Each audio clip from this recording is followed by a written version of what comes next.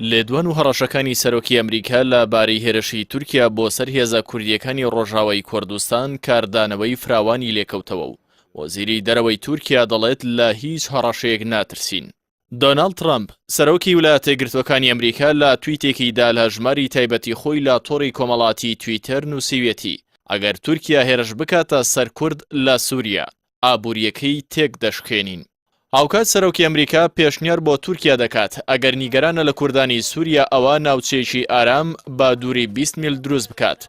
هەروەها داوای لە کوردانی ڕۆژاوای کوردستان کردووە ئەنقەرە ئیستفزاز نەکەن.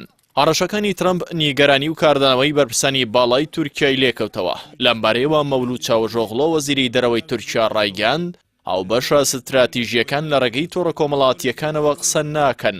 ئێمە وتمان کە لە هیچ هەڕەشێک ناترسین و ناتوانرێت بە هەڕەشەی ئابووری هیچ ئامانجێک وەدی بهێنرێت. سەبارەت بە دروستکردنی ناوچەیەکی ئارام بە پانتای 20 کیلۆمەتر لە سەرسنوور چاوشئۆغلۆ وتی دوای پێداگری تورکیا ئەو بۆچوونیان هێنایە ئاراوە ئێمە دژی ئەوە نین.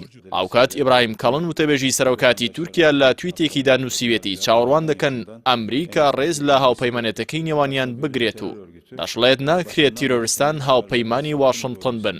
کاڵن لە بەشێکی دیکەی وتەکانی دامەژەی بۆش کردووە.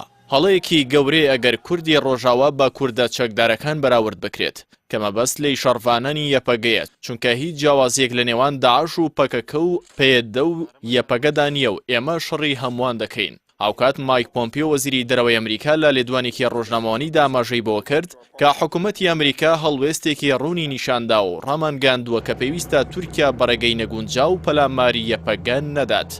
مانگی ڕابردوو دۆناڵد ترامپ بڕیاری کشانەوەی هێزەکانی وڵاتەکەی لە سووریادا. ئەمەش کاردانەوەی بەرفراوانی لێکەوتەوە و لە هەمان کاتیشدا ڕوبەڕووی ڕەخنەبووەوە و گلەی ئەوە لە واشنگتن کرا کە کوردەکان لە بەردەم هەڕەشەکانی تورکیا جێدەهێڵێت.